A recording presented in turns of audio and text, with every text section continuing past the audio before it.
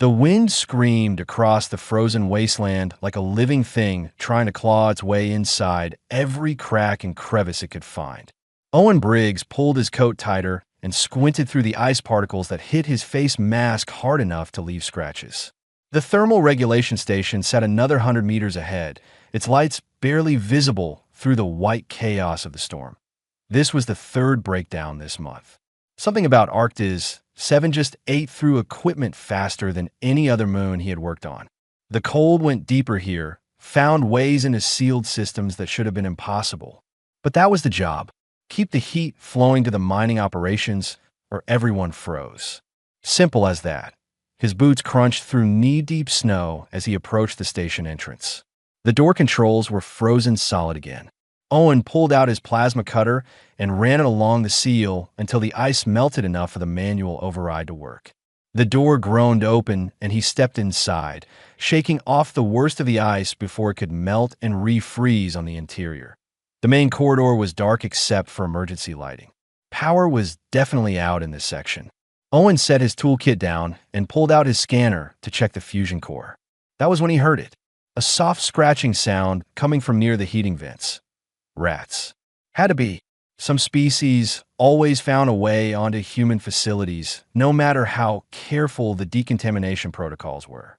He walked toward the sound, more annoyed than concerned. The scratching got louder, and then he heard something else. A high-pitched chirping noise that definitely did not sound like any rat he had ever encountered. Owen rounded the corner and stopped dead. Two small creatures huddled against the vent grating. They were barely the size of his forearm, covered in dark scales that should have gleamed but instead looked dull and lifeless.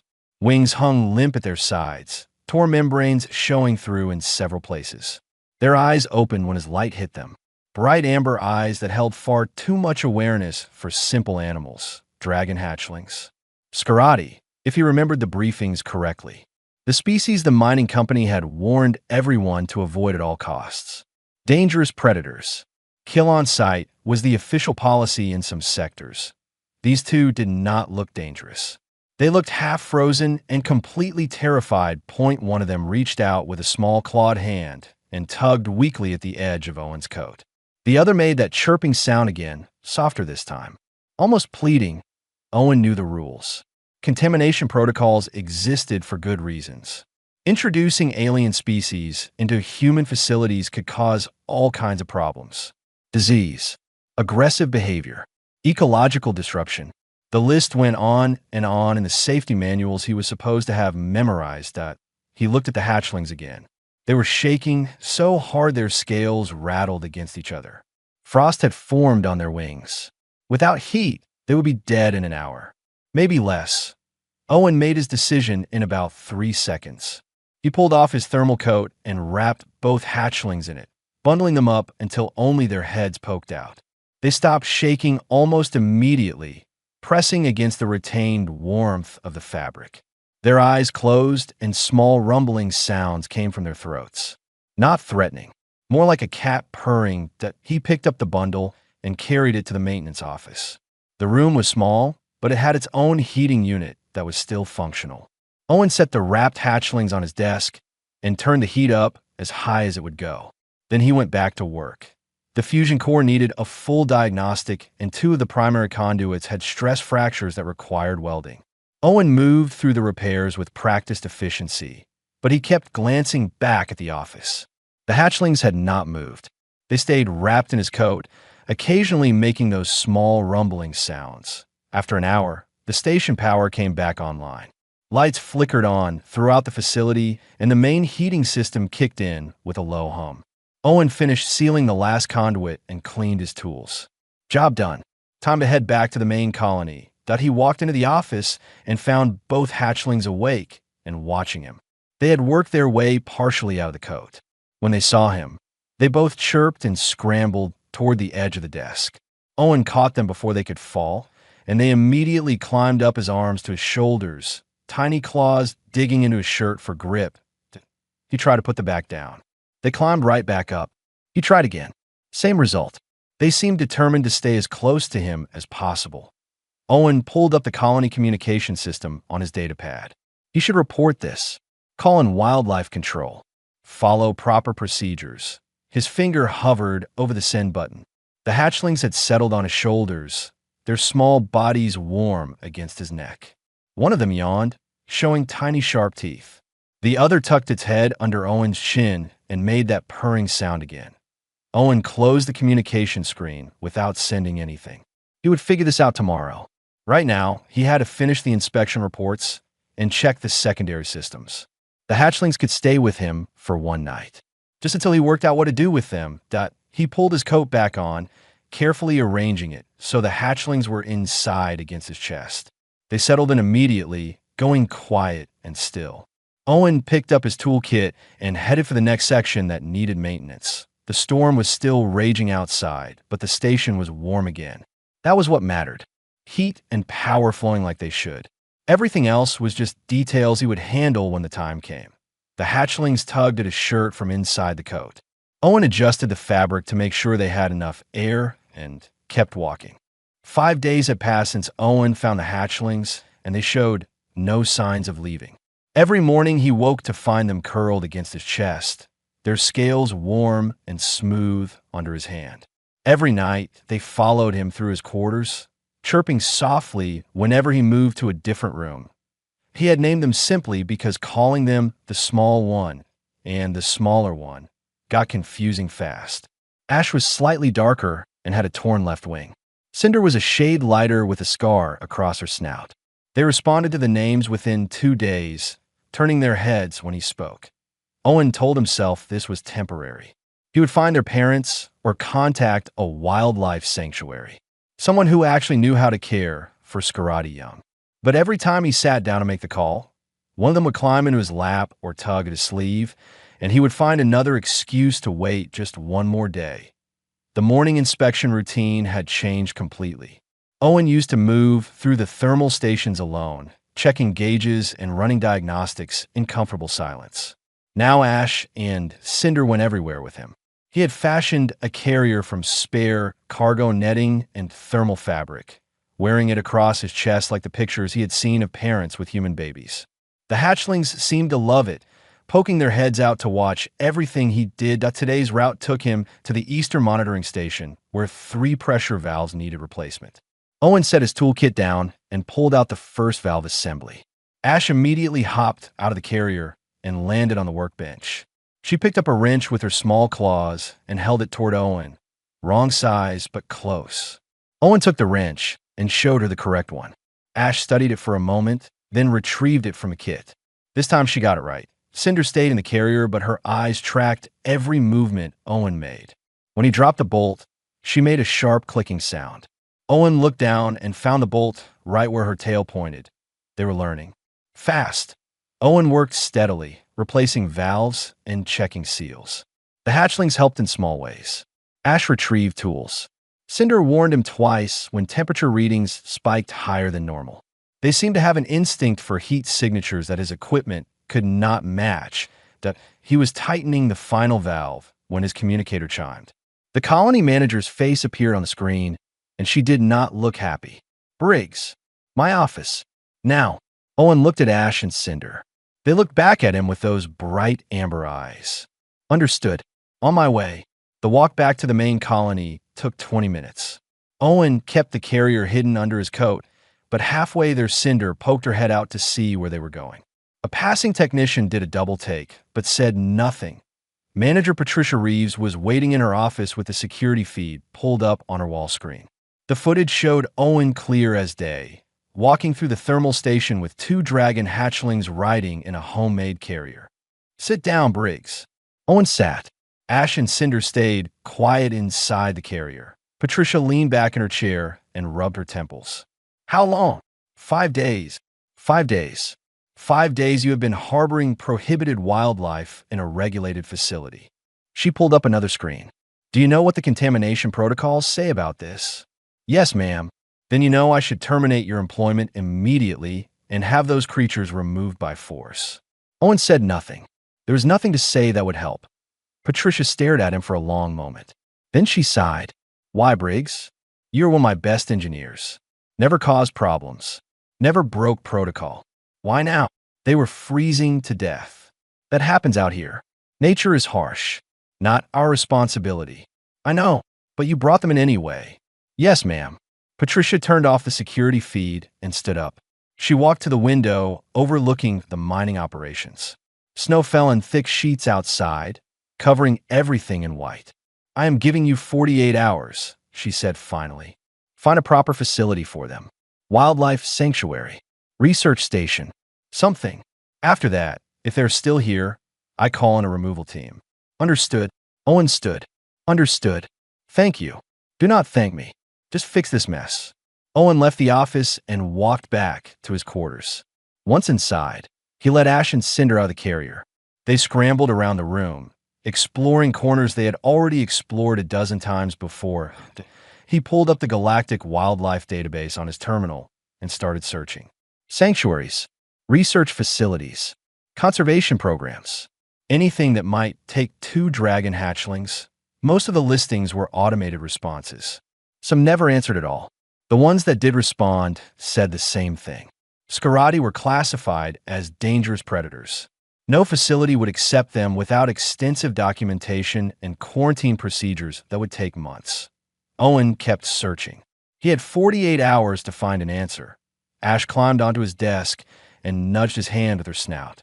Owen scratched under her chin absently, still reading through facility requirements. Cinder joined her sister, and both of them settled down next to the keyboard, watching the screen with him. The database had over 3,000 listings. Owen started working through them systematically, sending inquiry messages to every facility that might possibly help. Outside his window, the storm continued. Inside, 2 small dragons purred softly while their accidental guardians searched for a way to keep them safe. 48 hours was not much time. But Owen had solved harder problems with less. He would find something. He had to. Owen had been reading about Scarati biology for 6 hours straight when he found it. Buried in an old research paper from a xenobiologist who had studied the species 40 years ago. One paragraph that changed everything. Scarati hatchlings imprint on the first source of sustained warmth they encounter after hatching. The bond is permanent and cannot be transferred. Once formed, the hatchling considers that source to be their primary parent regardless of species. He read it 3 times to make sure he understood correctly. Then he looked at Ash and Cinder, who were sleeping in a pile of blankets on his bed. They thought he was their parent. Not temporarily. Not until something better came along. Forever. Owen closed the research file and sat back. 36 hours left of Patricia's deadline, and he had just discovered there was no solution. No facility would take them because they would not bond with handlers. No wildlife program could help because the hatchlings would never integrate with their own species now. They were his responsibility whether he had planned for it or not. His communicator buzzed. Message from the Galactic Wildlife Bureau. A team was available to collect the hatchlings tomorrow. They would be taken to a holding facility for evaluation and eventual placement. Owen knew what that meant. Evaluation was code for determining if they were dangerous. Placement meant either a zoo or euthanasia. Neither option was acceptable, that he deleted the message without responding. Movement outside his window caught his attention. Owen stood and walked closer to the glass. Something large circled in the distance, dark shapes against the gray storm clouds. Then another shape joined it, and another. Dragons. Adult Scarati, much bigger than Ash and Cinder. At least 5 of them flying in a wide pattern around the colony. Owen grabbed his binoculars and focused on the nearest one. It was massive, easily 4 times the size of a human. Wings that spanned 20 meters. Claws that could tear through steel. Every bit as dangerous as the safety briefings claimed, but they were not attacking. Just circling, calling out in low, rumbling voices that carried even through the insulated walls. Ash and Cinder woke up immediately. They scrambled to the window and pressed against the glass, making high-pitched answering calls. The adult dragons changed their flight pattern, moving closer to Owen's quarters. His communicator exploded with alerts. Security warnings. Emergency protocols activating. Patricia's face appeared on the screen. Briggs, we have a situation. Multiple hostile dragons approaching the facility. Get to the shelter immediately. They are not hostile. Owen said. What? The dragons. They are not attacking. They are looking for something. Patricia was silent for a moment. The hatchlings. Yes, ma'am. Briggs, you need to get those creatures out of the colony right now, before those adults decide to come get them by force. Owen looked at Ash and Cinder. They were still calling to the adults, their voices desperate and pleading. The adults called back, circling tighter. This was it. The moment where he could fix everything. Return the hatchlings to their actual parents. Let them go back to their own species where they belonged. The smart choice. The safe choice. Ash turned away from the window and looked at him. Cinder did the same. Their amber eyes held complete trust. They thought he would protect them, keep them safe, because that was what parents did. I am bringing them outside, Owen said. Are you insane? Those adults will tear you apart. Maybe, but those hatchlings deserve to see their real family. Owen ended the call before Patricia could argue. He pulled on his thermal gear and fashioned the carrier so Ash and Cinder could ride on his chest. They climbed in without hesitation, still making those calling sounds. The walk to the exterior airlock felt longer than it should have. Every step was a chance to turn back. Choose safety. Lock the hatchlings away and let the Wildlife Bureau handle it. But Owen kept walking. The outer door opened onto a landing platform normally used for supply shuttles. Wind hit him immediately, strong enough to make him stagger. The adult dragons saw him and descended, landing on the platform's edge with enough force to crack the concrete. Up close, they were even more terrifying. Teeth like daggers, claws that dug into metal, eyes that held fierce intelligence. Owen walked forward slowly, keeping his movements calm. Ash and Cinder squirmed in the carrier, trying to reach the adults. The largest dragon, a deep red female, lowered her head and made a soft, rumbling sound. Owen carefully opened the carrier. Ash and Cinder tumbled out and ran toward the adult dragons. The red female gathered them close with her wings, checking them over with gentle touches of her snout. The other adults formed a protective circle around them. This was the moment. The adults had their young back. They would leave now, take Ash and Cinder home to their volcanic world where they belonged. But the hatchlings did not stay with the adults. After a few minutes of reunion, they ran back to Owen and climbed up his legs, scrambling to reach his shoulders. They chirped frantically, distressed by the separation. Owen tried to encourage them back toward the adults. They refused to go. The red female watched this with eyes that seemed to understand far more than they should. She stepped closer to Owen, close enough that he could feel the heat radiating from her scales. One wrong move, and she could kill him without effort. She lowered her head and touched her snout gently to Owen's forehead, a gesture that felt significant in ways he could not fully understand. Then she made a deep rumbling sound and scraped one claw across the platform surface, leaving a mark. A symbol in Scarati that Owen did not recognize, but somehow knew was important. The dragons took flight, circling once more before heading back toward the storm.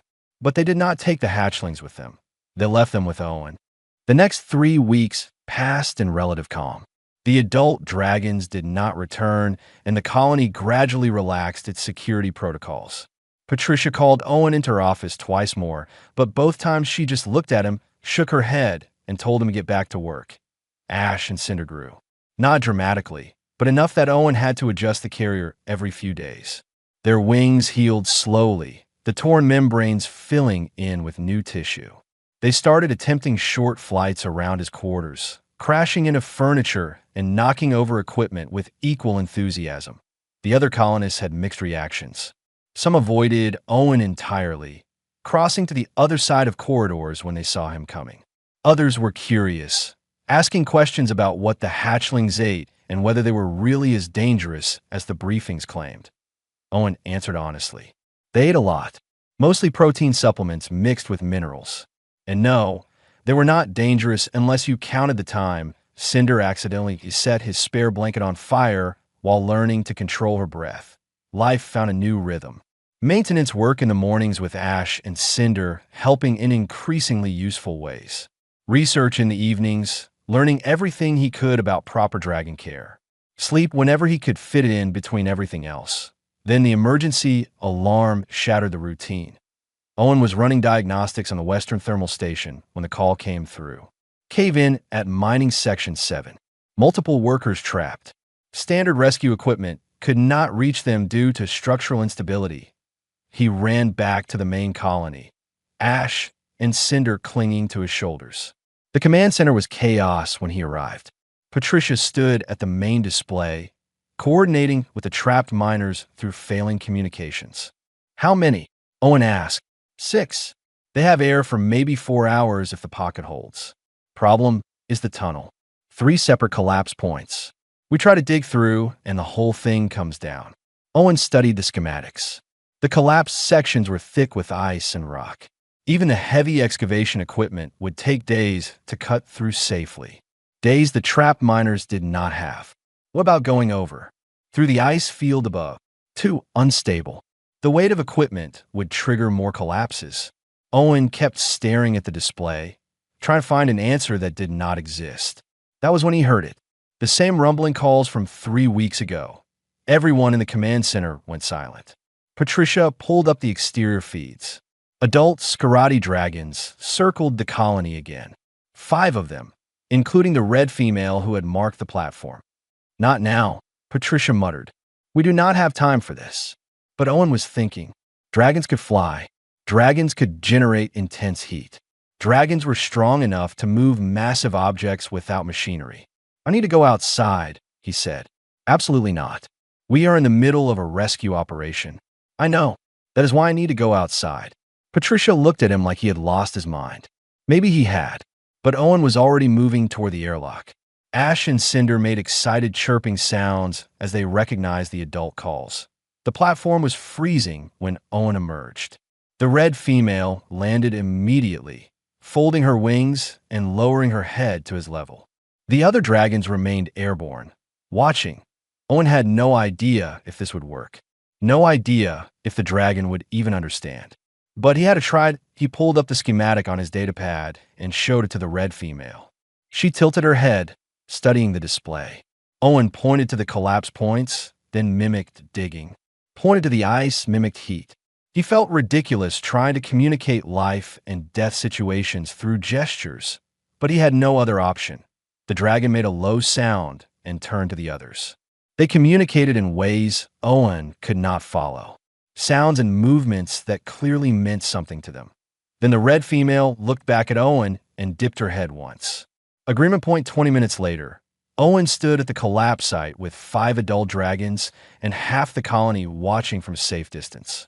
Patricia had authorized it after Owen explained the plan. Authorized it or given up trying to stop him. He was not sure which. The dragons worked with precision that surprised everyone. 2 of them used controlled bursts of flame to melt ice without destabilizing the surrounding rock. 2 more used their strength to carefully move debris, testing each piece before removing it. The red female coordinated everything, her calls directing the others with clear authority. Owen worked alongside them, monitoring structural integrity and calling out warnings when sensors detected dangerous shifts. Ash and Cinder stayed on his shoulders, occasionally making small calls that the adults seemed to acknowledge. 3 hours of careful excavation. The dragons never rushed, never made mistakes. They worked like they had done this before, though Owen could not imagine when or why they would have. Finally, the last barrier fell away. 6 miners stumbled out of the darkness, choking on dust but alive. Medical teams rushed forward while the dragons pulled back, giving humans room to work. Patricia arrived with water and emergency supplies. She looked at the dragons, then at Owen, then back at the dragons. Did they just save 6 lives? Yes, ma'am. Why? Owen thought about the mark on the platform. The gesture the red female had made weeks ago. I think we owed them one. Now, they returned the favor. The red female approached again. She touched her snout to Owen's forehead, same as before. Then she did the same to each of the rescued miners, marking them somehow, acknowledging them. The dragons took flight as medical shuttles arrived to transport the miners. Owen watched them disappear into the clouds, Ash and Cinder calling goodbye until the adults were out of sight. Patricia stood next to him. This changes things, Briggs. Yes, ma'am. I mean, it really changes things. We need to talk about establishing formal protocols. Communication methods. Safety procedures for cross-species cooperation. Owen nodded. We probably should. But first, get those hatchlings inside before they freeze. And Briggs. Yes, ma'am. Good work today. News traveled fast through the galactic community. 6 human miners rescued by Scarati dragons was not the kind of story that stayed quiet. Within a week, Owen had received communication requests from 3 different research institutions, 2 news organizations, and 1 very confused xenobiologist who insisted the entire thing must be a hoax. Patricia handled most of it, deflecting the attention while the colony adjusted to its new reality. But she could not deflect everything. Some things required Owen's direct involvement, like the arrival of Counselor David Wright from the Galactic Conservation Authority.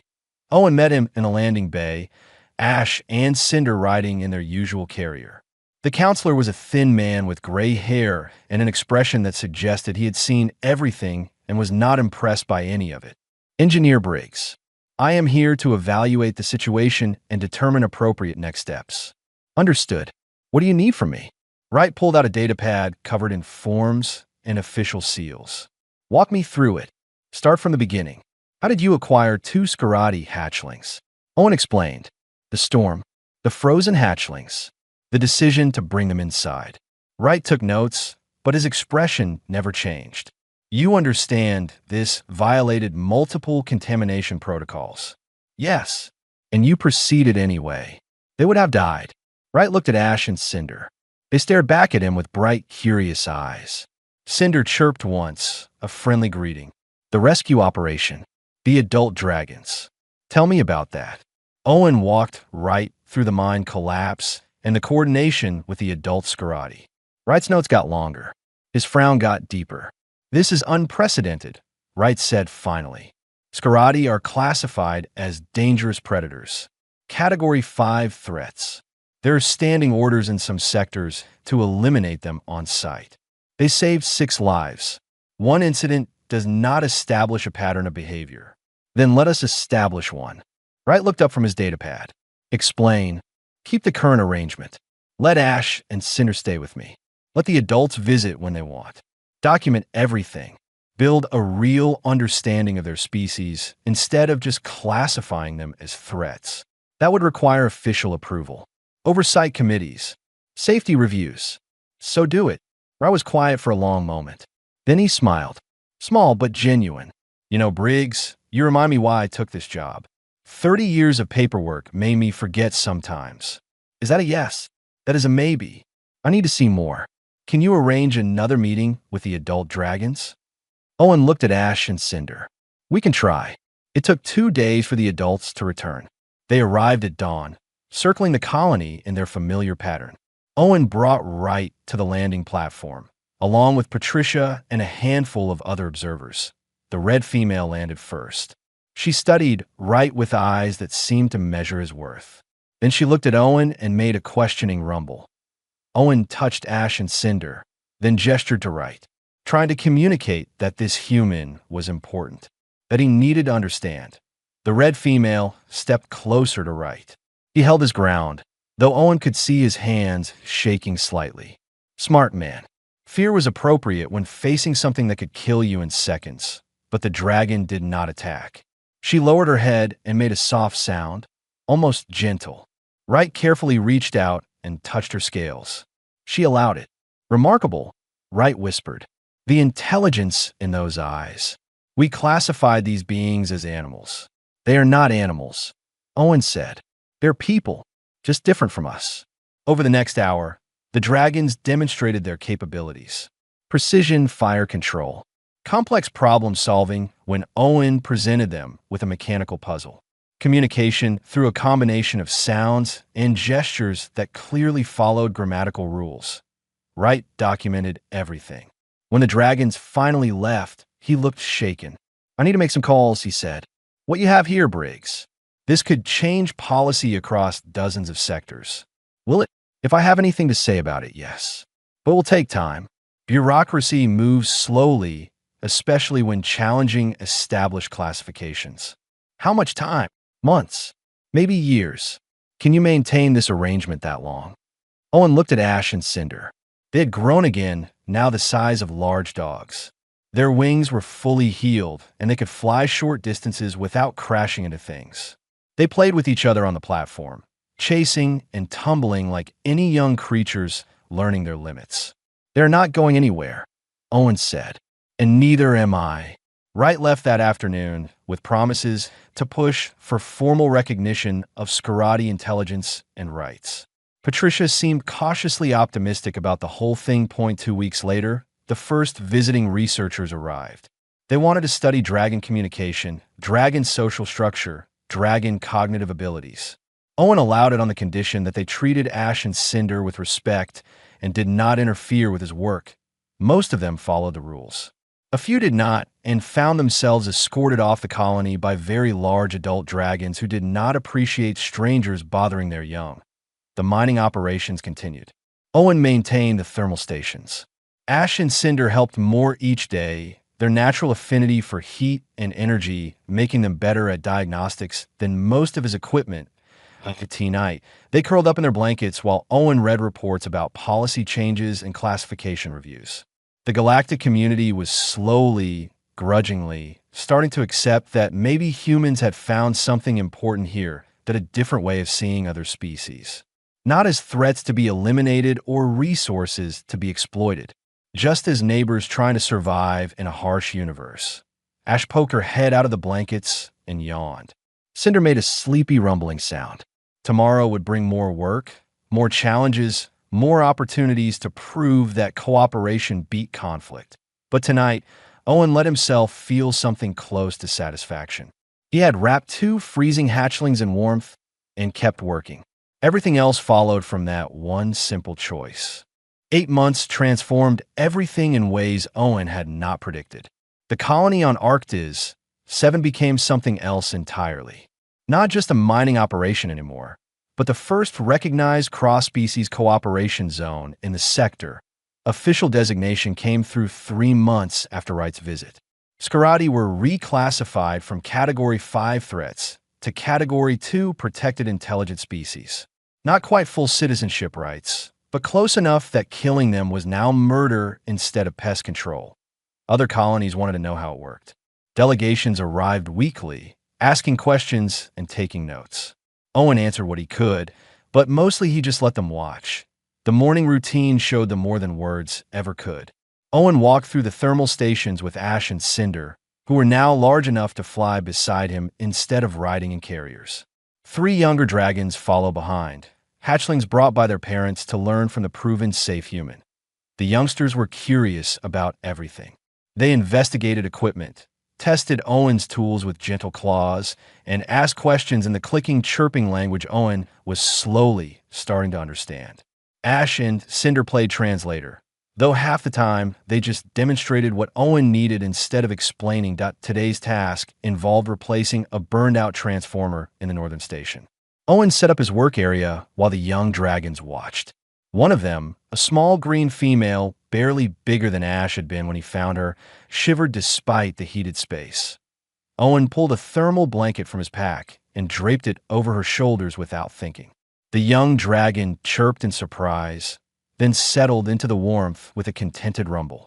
Her parents, watching from the doorway, made sounds Owen recognized as approval, just like that. Kindness across species barriers. The thing that started everything was still the thing that mattered most. The transformer replacement took 2 hours.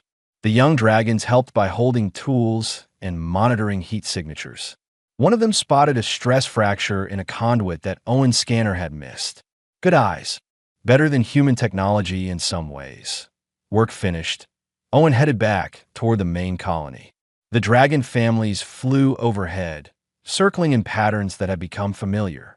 Protective. Friendly. Home. Patricia met him at the entrance with news.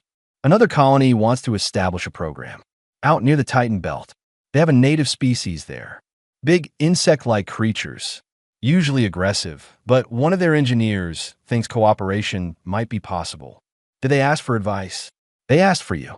Want you to consult on establishing first contact protocols. Owen considered it. Ash and Cinder landed beside him, listening. They had gotten good at understanding when conversations involved them. Tell them, I can send documentation, best practices, safety guidelines. But I'm staying here. I figured you would say that. Already sent them the standard package. More delegations. More colonies trying the human approach of cooperation over elimination. Some would fail. Different species, different circumstances. But some would succeed, and that mattered. The afternoon brought unexpected visitors. 3 commercial ships requesting permission to land.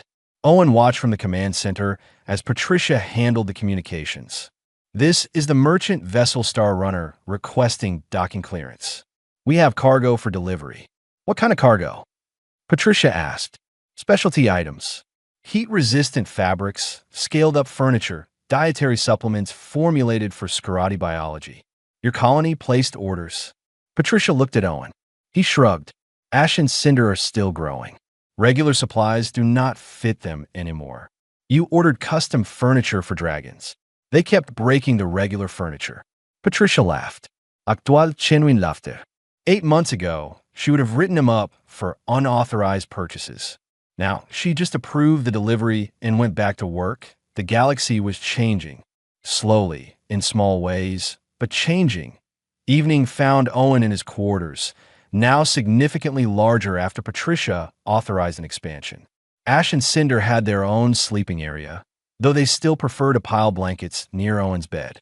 The young dragons from today's training had gone home with their parents, but they would be back tomorrow.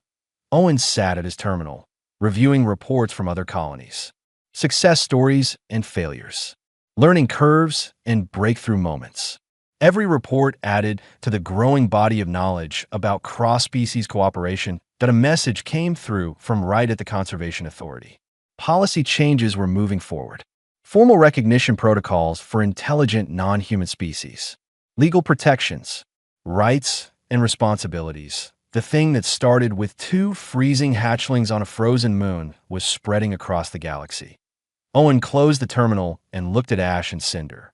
They were playing with a heat puzzle he had built, using their fire breath to activate different sections in sequence. Smart enough to solve problems. Smart enough to teach others. Smart enough to be people in every way that mattered. A soft scratching at the door. Owen opened it to find the green youngster from this morning. She chirped nervously, holding a thermal blanket in her claws. Owen stepped aside and let her in. She scurried to the sleeping area and settled down next to Cinder, who welcomed her with a friendly rumble. Her parents appeared in the doorway, making questioning sounds. She can stay if she wants. Owen said they understood. Dragons and humans had developed enough shared language for simple communication.